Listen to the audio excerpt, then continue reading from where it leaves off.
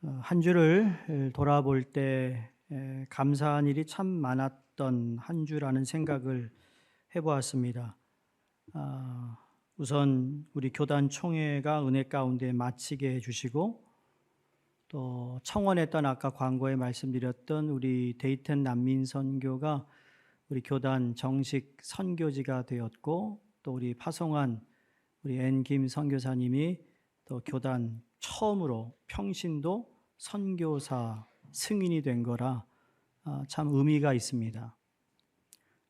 참 오랫동안 저희가 데이튼 난민 선교를 시작해서 여기까지 오기까지 참 많은 기도가 있었고 헌신이 있었는데, 참 그러한 좋은 그 결과를 허락해 주셔서 감사하죠.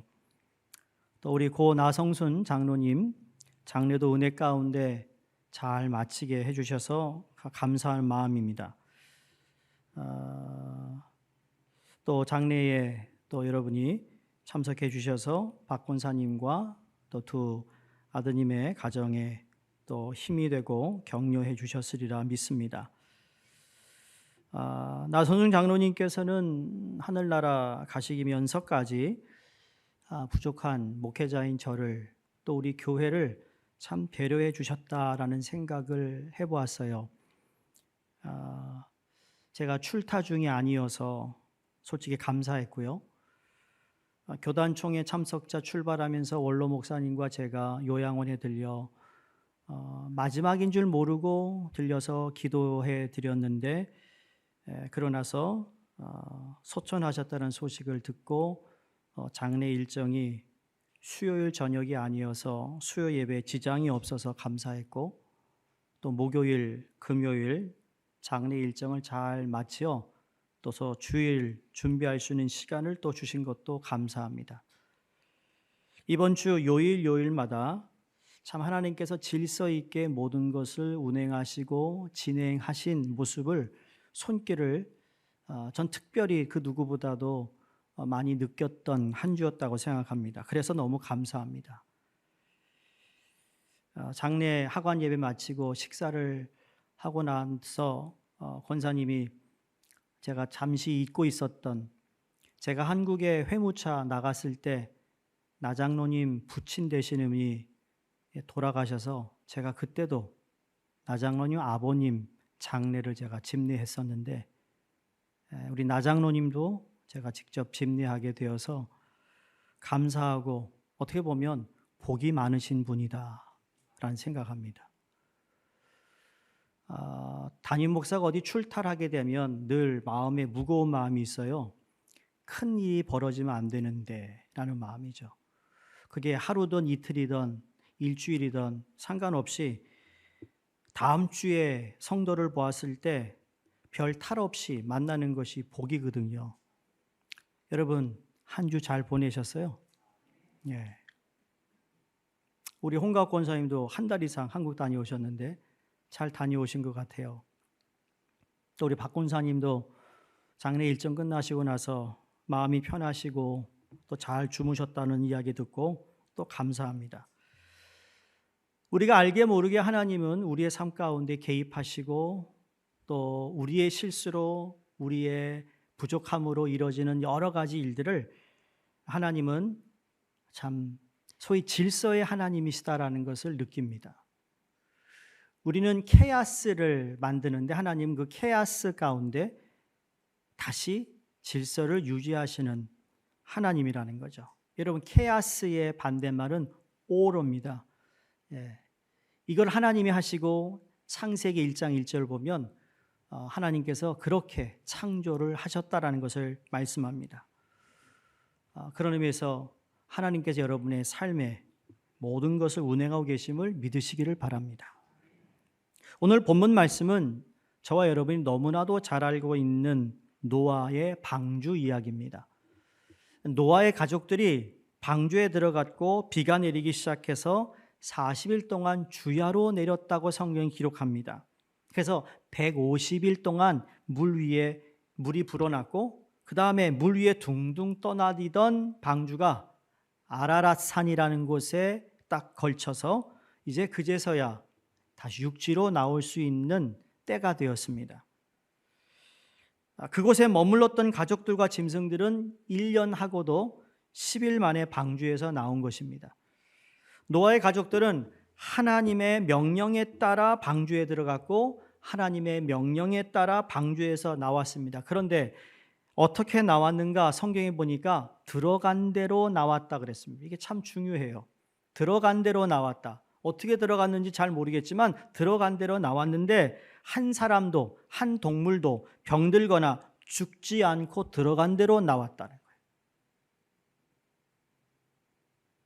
우리 하나님은 하나님 안에 있는 자들이 절대적인 보호를 받고 완전한 구원에 이르게 됨을 보여주는 이 장면입니다. 하나님 안에, 그렇죠? 예수 그리스도가 배를 제자들과 타고 가는데 폭풍을 만나 제자들이 막 두려워서 어쩔 줄 모를 때 예수님이 주무시고 계셨다. 주님이 계신 곳인데 뭐 그렇게 걱정하겠느냐라는 거였어요. 왜 이렇게 믿음이 없느냐 하셨잖아요. 여러분, 삶에 벌어진 일 때문에, 내가 이해하지 못한 일 때문에 마음이 막 갈등이 있고 고민과 걱정이 있으세요? 여러분, 주님이 우리와 함께 하신다면 여러분, 우리를 보호하시고 구원하시는 분임을 믿으셔야 하는 겁니다. 그래, 이 말씀이 바로 그런 의미예요. 세상은 다 폐허가 되어도 방주 안에 들어간 노아와 가족들과 그 식구들은, 동물들은 다 보호를 받았어요.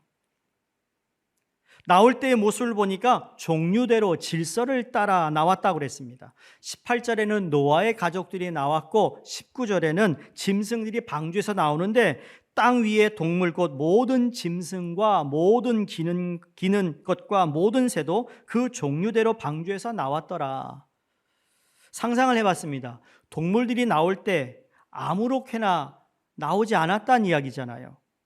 종류대로 질서 있게 나왔어요. 이게 어떻게 가능할까요? 인간의 생각으로는 아무리 동물을 연습시켜도요, 안 되는 일이에요. 사람도 훈련시켜도 안 되잖아요. 네. 일개 미물에 불과한 짐승들이지만 방주에 들어갈 때도 그랬고 방주에서 나올 때도 그 종류대로 질서 있게 나왔어요. 어떻게 가능했는가? 하나님이면 가능하다라는 거예요. 하나님이면. 모르죠. 자기네끼리. 형님 먼저. 아우가 양보했을 수 있겠죠. 그런 동물 보셨어요, 여러분? 여러분, 저기 어디예요? 동물원 가면 말이죠. 동물원을 한 곳에 다 모아두었다가 한번 생각해 보세요. 코끼리, 호랑이, 사자, 원숭이, 뱀, 뭐 별의별 거 다 했는데 얘네들이 나와 그랬더니 코끼리 먼저. 이렇게 순서대로 가는 걸 볼 수 없잖아요. 상상이 안 되는데 그렇게 나갔다고 성경이 말하고 있습니다. 동물들이 서로 먹이를 주면 어떡하죠? 머리 들이대며 먼저 먹으려 하는 것이 동물의 본성일 텐데, 그런데 서로 먼저 들어가려고 하거나 서로 먼저 나오려고 함으로 방주 주변이 대환란을 겪지 않았다라는 겁니다.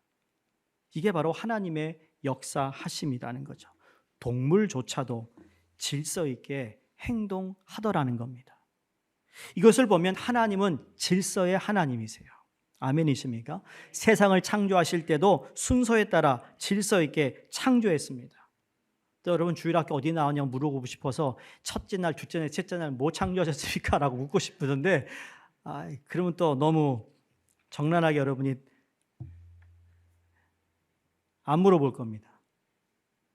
네, 궁금은 합니다. 아는지. 하루하루 하나님께서 그 하루하루 지으신 창조의 질서가 있었잖아요. 오병이어의 기적을 행하실 때도요, 예수님 먼저 그 많은 사람들을 푸른 잔디 위에 앉혔습니다. 그리고 떡을 떼실 때 100명 혹은 50명 무리를 지어 앉도록 하셨어요. 그리고 오병이어의 기적을 행하셨습니다. 그냥 아무렇게나 앉았는데 아무렇게 준 게 아니라는 거죠. 왜 50명, 100명이었을까? 50명, 100명이 하나님의 이름으로 나눠주는 사람을 통하여서 거기에 기적을 보게 한 것입니다. 개인이 경험한 것과 함께 경험한 것과 차이가 있잖아요. 그 가운데서 하나님의 질서를 보게 하신 거죠. 신앙생활에서도 질서가 필요합니다. 하나님께서 나라의 지도자를 세우시고 교회 지도자들을 세우시고 가정의 가장인 남편을 세우신 것은 나라도 그렇고 교회도 그렇고 가정의 질서를 위함이잖아요. 지금 우리가 드리고 있는 예배도 마찬가지로 질서가 필요한 겁니다. 아무렇게나 예배 드리고 있지 않습니다. 근데 설교가 끝날 무렵에 그런 분은 없지만 예배를 드리러 오시는 분들 계시다면 얼마나 당황스럽겠어요. 나는 찬양 시작하는 거 찬양 별로 안 좋아하니까 찬양 끝나면 들어간다. 여러분 그게 아니라는 거예요. 들어가고 나오는 거 하나님의 질서 가운데 운영이 되고 있는 하나님의 예배라는 사실을 우리가 기억해야 됩니다. 자, 방주에서 나온 노아의 가족들이요. 가장 먼저 무엇을 했는가 하면 20절에 노아가 여호와께 제단을 쌓고 모든 정결한 짐승과 모든 정결한 새 중에서 제물을 취하여 번제로 제단을 드렸더니 방주에 나와서 이 아라랏산이 어디냐면 아르메니아하고 터키 순간에 있는 산이 아르랏산이에요. 원래는 이 아르랏산이 그 아르메니아 땅에 있었는데 터키가 빼앗아 갔습니다. 그래서 아르랏산 어디에 노아의 방주가 거기에 묻혀 있다라고 고고학자들이 이야기를 하지요. 그 아라랏산 중턱에서 여러분 그 오랫동안 물로 잠겨 있다가 물이 다 빠진 그 세상은 환상의 도시가 아니었습니다. 수해의 현장은 언제나 참담합니다. 2005년에 8월에 있었던 카트리나, 여러분 그곳 수해 현장을 보신 분은 아실 겁니다. 뉴욕에도 샌디가 왔을 때 여러분 저쪽 바닷가 쪽으로 엉망진창이었잖아요. 자원봉사로 저희 교회 청년들이 가서 청소하는 일을 도와주고 저도 가서 보았고 몇 시간 돕긴 했지만 여러분 거기 길이 없어지고 집이 무너지고 집에 불이 타가지고 여전히 며칠이 지났음에도 불구하고 아직도 불의 연기가 올라가는 그러한 모습을 보면서 너무 참담하다. 먹을 물도 없어요. 고갈되어서 어디서부터 손을 써야 할지 모르는 그런 상황 가운데 있는데 방주에서 나온 노아가 가장 먼저 여호와를 위하여 단을 쌓았다. 이거 대단한 일입니다. 단을 쌓고 정결한 짐승과 새를 잡아 하나님께 번제를 드렸다. 번제라는 건 태워서 드리는 제사거든요. 노아는 예배가 모든 삶의 시작임을 알고 있었던 사람입니다. 가장 먼저 여호와를 위하여 단을 쌓았던 것은 의식주를 해결하는 일보다 우물을 파고 자기들의 거처를 결정하는 일보다 예배가 우선이라는 것을 노아가 알고 있었다라는 사실입니다.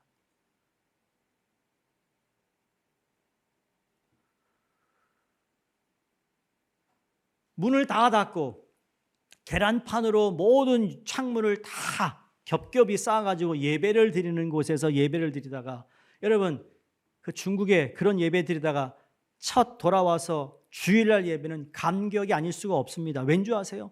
마음껏 내가 목소리를 올려 찬양 드릴 수 있는 것 감사한 거예요. 그래서 아무런 설교도 필요 없고 아무런 찬양도 필요 없어요. 이 자리에 앉아서 주님을 예배한다는 그 자체만으로 눈물이에요.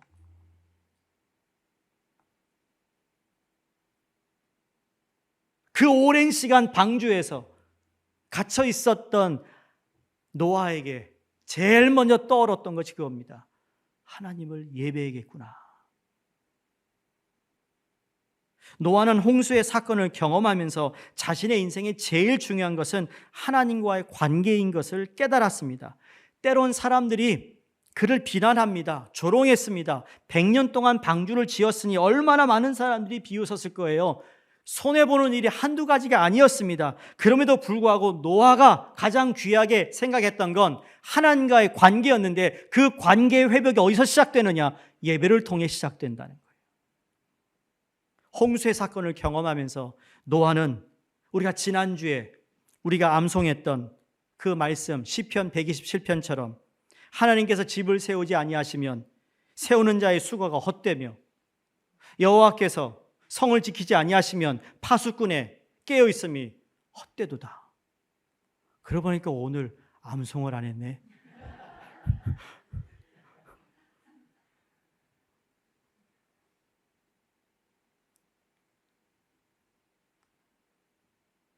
또 안 한 게 있어요. 오늘부터 우리 중국 예배, 중국인 회중 예배가 8시 30분 예배 드립니다. 거기도 1, 2부 드립니다. 소수가 모인다 할지라도 예배를 드리기로 결정했어요, 우리 목사님이. 그래서 일 가야 할 분이 있어서 한두 명이 있다라도 예배 드린다고 해서 제가 박수 쳐줬습니다. 잘했다고.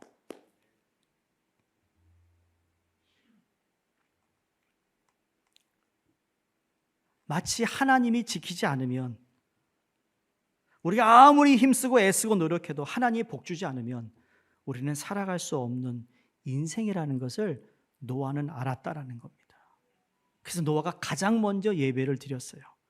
소망이 보이지 않는 절망의 땅에서, 모든 것이 폐허가 되어버린 절망의 땅에서 노아의 가족들은 하나님을 기억하며 예배를 드렸습니다. 믿음의 조상인 아브라함도 가는 곳마다 여호와를 위해 단을 쌓았습니다. 수룹바벨과 느헤미야가 바벨론에서 돌아와 성벽을 재건할 때 제일 먼저 한 게 뭔지 아세요? 양의 문을 다시 쌓았습니다. 이 양의 문은 하나님께 제사를 드리기 위해, 번제를 드리기 위해 동물을 데리고 그 성전에 들어가는데, 그 동물이 들어가는 통로가 양의 문인 거예요. 그 양의 문이 다시 쌓여져야 다시 하나님께 예배 드릴 수 있는, 제사 드릴 수 있는 그 동물을, 제물을 가지고 들어가는 거라, 이게 얼마나 중요한지 몰라요. 그냥 예배가 되는 게 아니고 제사가 되는 게 아니라 이러한 구체적인 준비를 통하여 예배가 하나님께 연락되는 거죠. 그러니까 예배가 회복될 때 모든 성벽의 재건이 회복될 수 있음을 믿었던 것이죠. 사랑하는 성도님들, 예배가 시작입니다. 하나님의 사람에게 있어서 예배는 모든 삶의 시작입니다. 우리 여러분의 삶의 시작이 예배가 되게 하시기를 간절히 바랍니다. 실패해도 예배 드리는 거고, 성공해도 예배 드리는 거예요. 낙심해도 예배 드리는 거고, 좌절감이 있고 이 세상에서 그렇게 얻어터지고 와도 예배 드리는 거예요. 왜? 예배가 시작이기 때문이에요. 잘 나갈 때도 예배 드리고, 힘들 때도, 어려운 일을 만날 때도 우리 예배를 소홀하지 않기를 바랍니다. 왜 그러는가? 예배는 하나님을 영원롭게 하는 것뿐만 아니라 하나님의 임재를 경험하기 때문이에요. 하나님의 사람에게 있어서 예배는 의무가 아니라 특권이라는 사실을 기억할 수 있기를 바랍니다.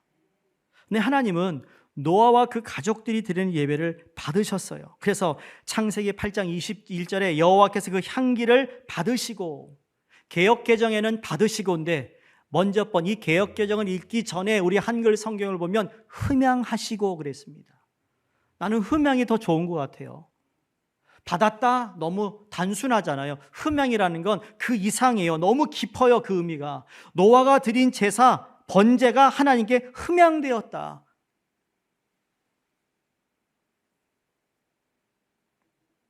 번제를 태워, 제물을 태워 드리는 그 번제의 향기를 흠양하셨다라는 말이잖아요. 향을, 주님이 그 향을 받으시는 거예요. 오늘날에도 전통적인 교회 가면, 카톨릭 미사를 가면 신부님들이 미사 전에 뭐 하죠? 향을 훅 뿌립니다. 앞에 왔다, 뒤로 갔다, 옆으로 갔다 그냥 뿌립니다. 그게 바로 흠향, 하나님께 올려드리는 예배의 준비였습니다. 우리는 그런 걸 하지 않습니다. 왜? 그것도 중요하지만 그 형식보다 더 중요한 건 여러분 한 분 한 분이 하나님께 올려드리는 기도와 찬양이 하나님이 흠양돼야 돼요. 그 향이 올라가야 되거든요. 보이진 않지만 내가 오늘 대표 기도하는 분의 기도에 내가 집중하여 하나님 그렇게 되기를 바랍니다. 아멘, 아멘 할 때 여러분 그 향이 올라가는 거예요. 찬양을 부를 때 하나님 찬양을 하는데 그 가사를 통하여 인도하고 앞에서 찬양하시는 분뿐 아니라 한 마음이 되어 올라가는 그 향을 하나님이 아신다는 거예요. 그런데 이 향이요, 이 흠향이라는 건 그 예배를 드리는 그 순간, 그 제물을 태워드리는 순간 흠향하는 것이지, 하고 난 다음 며칠 후에 흠향하지 않으세요. 기도라는 건 그래요. 기도는 하고 나면 며칠 후에 아니면 언제 하나님이 내 기도를 응답할지 모르니까 기도는 시간이 걸릴 수 있지만, 예배는요, 그 시간, 예배 드리는 시간 바로 하나님이 받으시는 거거든요. 그 하나님을 여러분은 예배하고 있는 거예요.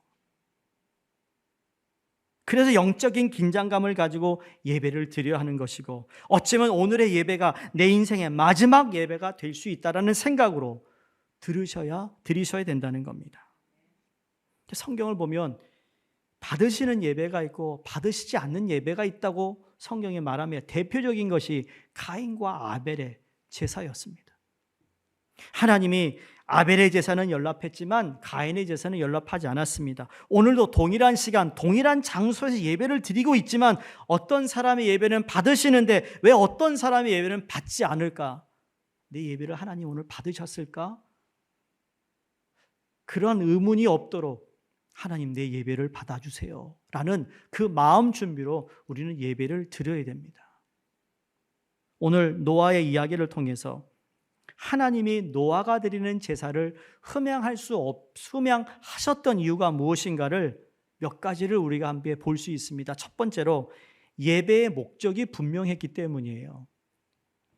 노아는 제사를 드릴 때 여호와를 위하여 단을 쌓았다 그랬습니다. 노아가 여호와를 위하여 단을 쌓고 자기 자신을 위해, 자기의 가족을 위해 제사를 드린 것이 아니라는 겁니다. 여호와를 위하여 단을 쌓았다.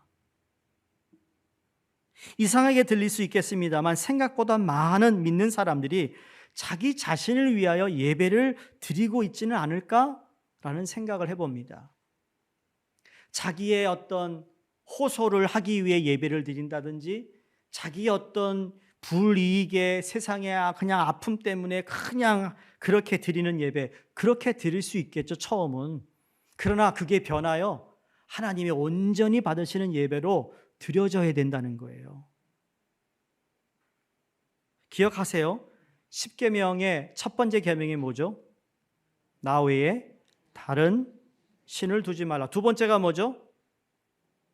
첫 번째 이렇게 시작해요. 두 번째는 너희를 위하여 하늘이나 물이나 땅에 있는 어떤 모형을 만들어 우상을 섬기지 말라 해서. 누구를 위하여? 너희를 위하여. 그러니까 우리가 가지고 있는 우상은 누구를 위한 거예요? 나를 위한 거였어요, 지금까지. 그래서 우상인 거예요. 세 번째가 뭐죠? 여호와 이름을 망령되이 일컫지 말라. 또 주일학교 얘기합니다. 자꾸 이렇게 못 쫓아오면. 네 번째가 뭐예요? 안식일을 기억하여 거룩히 지켜라. 이게 하나님과 나와의 관계, 이 첫 번째에서 네 번째까지 하나님과 나의 관계고, 다섯 번째, 여섯 번째, 열 번째가 인간과의 관계 지켜야 할 계명인데, 하나님이 그렇게 말씀하셨어요. 그러니까 지금 노아는 자기를 위해 제사하지 않아서 여호와를 위해 드렸다. 할렐루야. 여호수아 22장 16절에 보면 여호수아가 이렇게 이스라엘 백성들에게 경고합니다. 너희가 어찌하여 이스라엘 하나님께 범죄하여 오늘날 여호와 쫓는 데서 떠나서 자기를 위하여 단을 쌓아 여호와를 기억하느냐? 너희가 하나님께 단을 쌓은 건 좋은데 너희가 하나님을 떠나서 지금 너희를 위해 제단을 쌓은 거 아니냐? 형식적인 예배를 드리고 있지 않느냐? 그걸 통하여서 너희가 하나님을 잘 믿는 것처럼 보이려고 하는 거 아니냐? 떠났다면 돌아와서 회개하고 회복의 예배가 되어야 되는데 그렇지 못하고 있다라는 겁니다. 성도님들, 누구를 위한 예배를 드리고 있느냐? 노아는 예배의 목적을 분명히 알았어요. 두 번째, 예배의 동기가 옳았습니다. 노아의 가족들이 방주에서 나오자마자 만사를 제쳐두고 예배를 드린 것은 자신들을 구원하신 하나님의 은혜가 너무 컸기 때문입니다. 아멘. 우리도 하나님의 은혜가 너무 크지 않습니까? 죽을 수밖에 없는 우리를 예수 그리스도의 보혈로 우리를 살리셨어요. 그리고 그냥 살린 것뿐만 아니라 영생을 주셨습니다. 이게 얼마나 감사하냐고요. 일주일의 삶이 아무리 엉망이라도, 일주일 삶의 근심 걱정이 여전히 우리 가운데 있다 할지라도 우리는 예배를 드려야 하는 이유는 딱 한 가지입니다. 하나님이 나를 구원해 주셨다는 거. 그거 하나만 가지고도 우리는 예배 드려야 된다는 거예요. 기분 상한 일이 있었어요?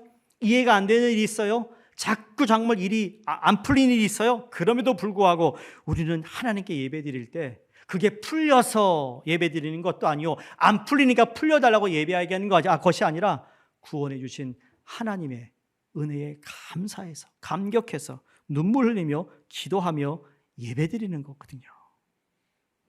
근데 어느 순간부터 내가 하는 일, 때로는 예배를 돕는다고 하는 일에 집착하다 보니 예배의 동기를 잃어버린 채 예배에 감격이 없는 예배를 드리고 있지는 않았느냐라는 거예요. 성도님들, 예배의 동기를 잃지 않기를 바랍니다. 나를 구원해 주시고 은혜를 베풀어 주신 은혜에 감사하며 드려지는 감격 있는 우리 주일 예배가 되기를 주의 이름으로 축원합니다. 세 번째는 예배의 방법이었습니다. 예배의 방법이 올랐어요. 노아는 준비된 예배를 드렸습니다. 여기 보면 정결한 짐승 중에서, 정결한 새 중에서, 그냥 정결한 짐승 하나를 뽑았다는 게 아닙니다. 정결한 짐승들을 모았습니다. 그 정결한 짐승 가운데 또 제일 정결한 걸, 영어로는 spotless예요. 스팟이 뭐죠?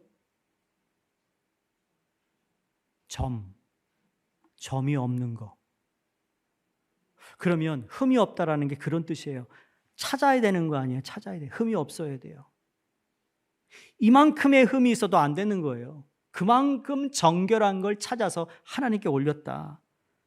이건 준비예요, 준비.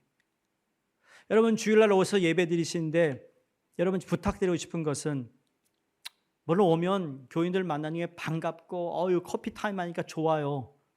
근데 그보다 더 중요한 건 여기 먼저 들어와. 하나님 오늘 내가 예배를 드립니다. 내가 정결하게 하나님 앞에 예배 드리기를 원합니다. 여러분 그러기 위해서는 늦으면 안 되잖아요. 예배 시작이 늦으면 안 돼요.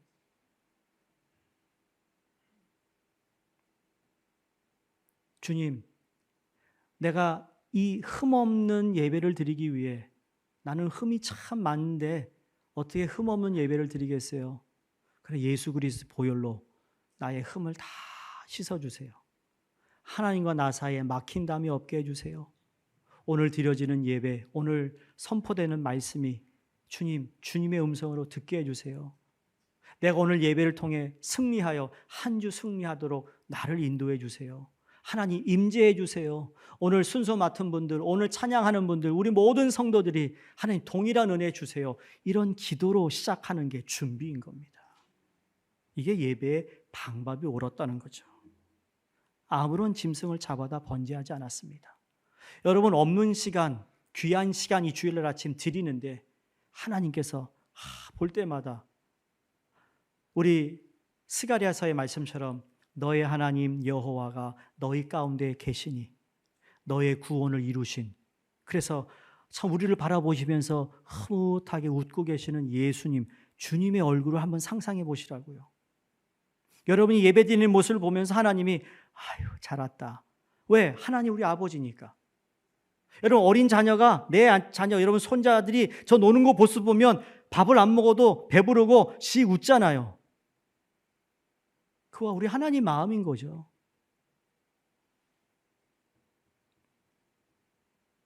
(21절을) 보시면 하나님은 노아가 드리는 제사를 흠양하신 다음 우리 인간이 전적으로 타락한 분패라는 것을 선언하십니다. 보세요. 이는 사람이 마음이 계획하는 바가 어려서부터 악하다. 사람으로 인하여 땅을 저주하지 않으시겠다고 말씀하시면서 인간이 전적으로 부패한 존재라는 것을 선언하고 계십니다. 그래서 사도 바울도 로마서 3장 10절 12절에 의인은 없나니 하나도 없으며 깨닫는 자도 없고 하나님을 찾는 자도 없고 다 치우쳐 한 가지로 무익하게 되고 선을 행하는 자는 없나니 하나도 없도다. 이렇게 아담의 후손으로 태어난 사람은 뿌리 깊은 죄성을 가지고 태어나기 때문에 누가 가르쳐 주지 않아도 스스로 악을 행한다는 것이죠. 그렇다고 내가 무슨 사람을 죽이고 이런 하지 한다라도 우리 마음이 항상 내 중심, 내 생각, 나밖에 모르는 거, 내가 다른 사람한테 아무런 해를 끼치지 않고 그냥 올바르게 살면 됐지, 그게 무슨 소용이냐고 할 수도 있겠지만 그렇지 않아요. 이 세상에 의인은 하나도 없어요. 그런 사람 있잖아요. 주는 것 없이 남을 미워하고 증오합니다. 사촌이 밭을 사도 배가 아픈 사람이 우리 인간입니다. 한국 사람만 그렇지 않아요. 모든 인간이 그래요. 그렇게 마음에 미움과 증오가 끊임없이 있다면 여러분 그런 마음으로 하나님께 예배드릴 수 없다라는 거예요. 그런 마음 때문에 내가 하나님 앞에서 울어야 되는 거예요. 그러나 예배를 통해 주시는 복이 무엇인가 오늘 본문이 말씀합니다. 예배자에게, 이 노아에게 허락하시는 복이 무엇인가? 참 너무나도 하나님 말씀이 너무나도 깊다라는 것을 생각하는데, 노아가 여호와를 위해 번제를 드렸을 때 하나님 그 향기를 받으시고 당신의 마음에 계획하는 바를 전하십니다. 이게 놀랍고 새로운 계획을 선포하십니다. 내가 다시는 사람으로 인하여 땅을 저주하지 않겠다. 내가 전에 행했던 것처럼 모든 생물을 멸하지 않겠다라고 말씀하시면서 이렇게 제사, 번제를 드린 노아에게 무엇을 말씀하시는가? 하나님의 마음을 알려줍니다. 다시 말해 하나님의 마음을 알게 됩니다. 그게 예배를 통한 복입니다. 예배를 통해 하나님의 마음을 알아요. 아, 이게 하나님의 마음이었구나. 하나님의 마음이 어떤가를 알게 되는데 죄인을 향한 주님의 마음이 어떤 것인가를 알게 되었어요. 노아는 노아 예배를 통해 하나님의 중심에 원하는 바가 무엇인가를 알게 되었어요. 아, 하나님의 마음은 심판이 아니라 구원이었구나. 진노가 아니라 하나님은 자비와 긍휼을 베푸시는 분이구나. 사랑하는 성도님들, 인간들을 향한 주님의 마음을 아시기를 주의 이름으로 축원합니다. 너무나 많은 사람들이 하나님의 자녀로 살아가면서 하나님 아버지의 마음을 모르고 있을 때가 너무 많습니다. 예레미야 선지자가 예레미야서 29장 11절에 이렇게 말씀합니다. 나 여호와가 말하노라. 너희를 향한 나의 생각은 내가 안하니 재앙이 아니라 곧 평안이요 너희 장래에 소망을 주려 하는 생각이라. 믿으십니까? 하나님의 관심이 심판이 아니라 재앙대 아니라 평안이고 너희의 장래에 소망을 주는 것이라. 이 영어 버전은 I know the future 그랬어요. 너의 미래를 아는데 내가 너에게 이러한 일을 할 거야. 너의 소망을 주고 장래에 좋은 일이 될 것을 내가 원해. 여러분 그게 우리 주님의 말씀이에요. 그러니까 오늘보다 내일이 훨씬 더 좋은 날을 기대해야 된다는 겁니다. 그게 믿음대로 되는 겁니다. 왜? 말씀이기 때문에. 희망사항이 아닌 거예요. 아팠던 분이 회복되는 모습 보면서 그 말씀이 얼마나 큰 힘이 되겠어요? 내가 너의 장래를 아는데 너에게 평강을 줄 거야. 우리 박 권사님이 제가 전화했을 때 어떻게 장례 일정 잘 마치고 쉬셨냐 했더니 첫 마디가 하나님이 평안을 주셨어요. 모든 가족에 평안을 주셨죠. 육신의 몸이 아파서 힘든 가족을 볼 때는 마음이 아프잖아요. 물론 육신이 더 이상 볼 수 없기 때문에 우리는 안타까워하고 섭섭함이 있지만 소위 영어로 He's in better place. 우리도 훨씬 좋은 데 가졌어요. 빨리 가고 싶어요. 걱정 근심 없이. 그렇지 않습니까? 가면 만날 사람 많아요. 만나야죠. 만날 것을 믿습니다. 두 번째 복은 하나님이 생각을 바꿔주시는 것을 알게 돼요. 무슨 말인가 하면 하나님 의로우신 분이기 때문에 죄악을 보시면 심판할 수밖에 없는 하나님이세요. 그런데 하나님은 짐승을 잡고 피를 흘려 태워드리는 그 번제를 받으시고 다시는 사람으로 인하여 땅을 저주하지 않겠다고 말씀하셨지 않습니까? 이게 두 번째 복이에요. 무슨 말씀인가? 인간의 전적인 부패를 아시지만 그 제단에 흘린 제물의 피를 보시고 지금부터 인간을 하나님 당신의 공의로만 대하시는 것이 아니라 자비와 긍휼로 대하신다. 더 쉽게 말하면 만약 하나님께서 노아의 홍수 때와 같이 공의로 우리를 대하신다면 우리는 살아남을 사람이 한 명도 없습니다. 하나님 앞에 설 사람이 아무도 없습니다. 심판받아 다 멸망할 수밖에 없게 될 것입니다. 그런데 인간들이 전적으로 부패하여 타락하여 어릴 때부터 그 생각이 악함을 알고 계시지만 이 세상이 끝나기까지 다시는 노아의 홍수와 같은 심판을 내리지 않겠다고 하신 말씀은 신학적 표현으로 말하면, 오늘 신약의 말씀을 표현하면 십자가에 흘리신 예수의 보혈 때문에 죄를 지을 때마다 곧장 심판하지 아니하시고 그 심판을 이 세상 마지막 때로 미루시겠다라는 거예요. 사실 오늘날 이 세상이 죄악으로 이렇게 관영되어 불구하고도 이렇게 심판이 유보되고 있는 것은 하나님께 공의로 대하지 아니하시고 심판을 이 세상 마지막 때로 미루고 계시기 때문이라는 걸 알아야 된다는 거예요. 그리고 우리는 보혈 때문에 이렇게 살아있다라는 거죠.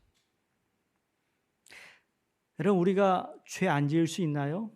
죄, 크고 작은 죄 지어요. 죄가 질 때마다 하나님께서 채찍질 하신다면 여러분, 우리 얼굴 어디에 이 표가 나타날 겁니다. 상처가. 그러면 이번 두 번 죄 졌네요. 보인다니까. 그 얼마나 창피하겠어요. 근데 하나님이 그렇지 않으세요. 예수 그리스도의 보혈로 씻어주세요. 이 세상이 이렇게 타락했지만 하나님이 끝까지 구원받을 백성들을 모으고 계시기 때문에 심판을 지금도 안 하고 계세요. 그게 우리에게 주신 하나님의 생각을 바꾸신다.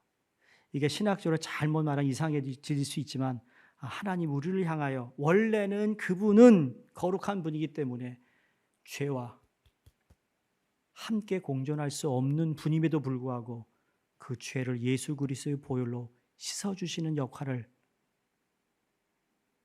그 아들을 통해 우리에게 주셨구나. 앞으로도 그 아들 때문에 우리는 죄사함을 받는 거예요. 마지막 세 번째 복은 두려움에서의 해방입니다. 만일 노아의 가족들이 이 말씀을 듣지 못하였다면 노아의 가족들은 먹구름이 낄 때마다, 비가 내릴 때마다, 죄악이 세상에 관영할 때마다 하나님이 또다시 세상을 심판하지 않으실까에 대한 두려움과 염려를 두고 살았을 것입니다. 근데 하나님 뭐라고 그러죠? 내가 다시는 사람으로 인하여 땅을 저주하지 않겠다. 내가 전에 행한 것, 비가 내려 모든 걸 다 그냥 멸망시켰던 그렇게 내가 행하지 않겠다. 약속의 말씀을 노아가 받습니다. 언제 받았습니까? 하나님께 예배를 드릴 때. 이게 얼마나 위안이 됐을까? 저희 교회가 참 다시 증축을 하고 또 그전에도 교회가 좀 이렇게 비가 새는 부분이 있었어요. 여러분도 아시잖아요. 그걸 우리 관리부, 장로님, 안수산 집사님들이 정말 그 비가 셀 때마다 비와의 전쟁이거든요. 고쳤어요, 여러분. 근데 다 고친 데는 안 흐르는데 또 안 새던 데서 비가 흐르니 이게 얼마나 이 물이라는 게 그렇다라는 거죠. 자, 저희는 교회 중직분이나 우리 성도님들이 비만 오면 어떡하지? 그런 마음이 드는데 홍수로 인해 인류가 멸망된, 여러분 그걸 경험한 노아의 가족들이 비가 온다 그러면 얼마나 두렵겠냐고 여러분. 근데 하나님께서 내가 다시는 그렇게 하지 않을 거라는 말이 얼마나 그들에게 큰 위로가 됐겠느냐 상상을 해보시라는 겁니다. 사실 예배 드리기 전만 해도 노아와 그 가족들의 마음에는 많은 두려움과 염려가 있었습니다. 먹고 마실 것도 없었고 거처할 만한 장막도 없었습니다. 방주 속에 있다 나온 그들의 눈에 비춰진 세상은 모든 것이 정말 암담하고 상상할 수 없는 폐허 그 자체였어요. 그들이 처한 현실에서 보면 미래에 대한 꿈을 갖는다는 것은 불가능했습니다. 어디서부터 시작해야 하는지 엄두가 나지 않았을 것이죠. 그리고 두려웠습니다. 근데 하나님은 노아가 드리는 예배를 받으시고 노아에게 찾아오셔서 이렇게 말씀을 하셨다라는 거예요. 내가 다시는 홍수로 세상을 심판하지 않겠다. 이 말씀을 듣는 순간 노아와 그 가족들은 그들의 마음을 사로잡고 있었던 모든 두려움이 사라졌으리라고 믿습니다. 예배는요, 이렇게 두려움을 사라지게 만든다는 겁니다. 왜? 그 두려움을 주는 그 무엇보다 우리 하나님이 더 크신 분임을 믿기 때문입니다. 그 두려움이 이 세상에 나의 모든 것을 다 침몰시킬 것 같지만 주님 안에 있는 사람은 절대로 침몰하지 않는다는 것을 믿기 때문입니다. 그 예배를 통해 다시 내가 확인을 받는 거예요. 믿음을 얻는 거예요. 예배는 이렇게 두려움을 사라지게 만드는데 오늘 저와 여러분 삶 가운데 얼마나 많은 두려움들이 있습니까? 병에 대한 두려움, 실패에 대한 두려움, 죽음에 대한 두려움, 자녀의 앞날에 대한 두려움, 관계에서 오는 두려움, 사람을 가장 고통스럽게 만드는 것이 두려움이잖아요. 그러니 예수님이 죽으신 후에 제자들이 다 두려워서 도망가고 숨어 있었을 때 예수님이 그들에게 나타나서 제일 먼저 하신 말씀이 뭐죠? I give peace unto you. 내가 너에게 평안을 주노라. 여러분, 예수를 처음 믿고 내가 그분을 구원자로 믿었을 때 내 마음에 무엇이 제일 먼저 오죠? 평화가 오는 거예요. 정말 내가 이 기도를 제목을 가지고 기도하고 있는데 이게 응답이 됐는지 안 됐는지 확실하지 않지만 어느 날 내가 하나님께 기도하고 일어나는 순간 하나님이 내게 평안을 주세요. 그게 무슨 사인이에요? I am with you. 내가 너와 있어. 그게 주님이 들어오면 두려움이 떠나가는 거예요. 그게 예배라는 겁니다. 하나님은 말씀으로 노아와 그의 가족들의 두려움을 치유하기 시작했습니다. 노아는 이 말씀을 듣고 미래에 대한 꿈이 생기기 시작했을 것입니다. 저는 이 시간에 여러분의 두려움이 다 사라져 하나님이 약속하신, 하나님이 준비하시는 그 내일의 소망을 가지시기를 축원합니다. 크고 작은 두려움, 인간관계의 두려움, 부부관계의 두려움, 직장에 대한 두려움, 이런 두려움을 예수 그리스도 이름으로 다 몰아내시기를 주 이름으로 축원합니다. 두려움과 근심과 염려는 여러분 영혼의 시야를 흐르게 만드는 안개와도 같아요. 두려움이 사라져야 사물이 잘 보이는 거고요. 두려움이 사라져야 영적인 전쟁을 할 수 있는 것이고, 두려움이 사라져야 하나님의 뜻이 보이기 시작하고 그 길이 내게 현명하게 보이는 거예요. 두려움이 사라져야 하나님의 음성이 들리는 거예요. 두려움 가운데서 무슨 일을 선택하면 그 결과는 좋지 못합니다.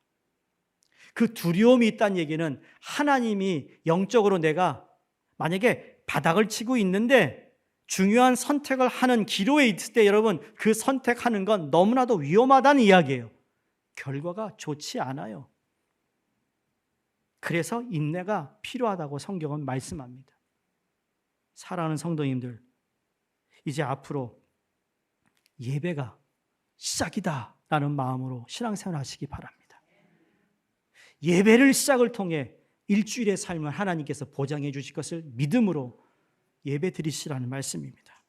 예배가 성도님의 삶의 시작이 되게 하시고 예배를 드리되 하나님께서 받으시는 예배를 드리시기를 주의 이름으로 축원드립니다. 기도하겠습니다.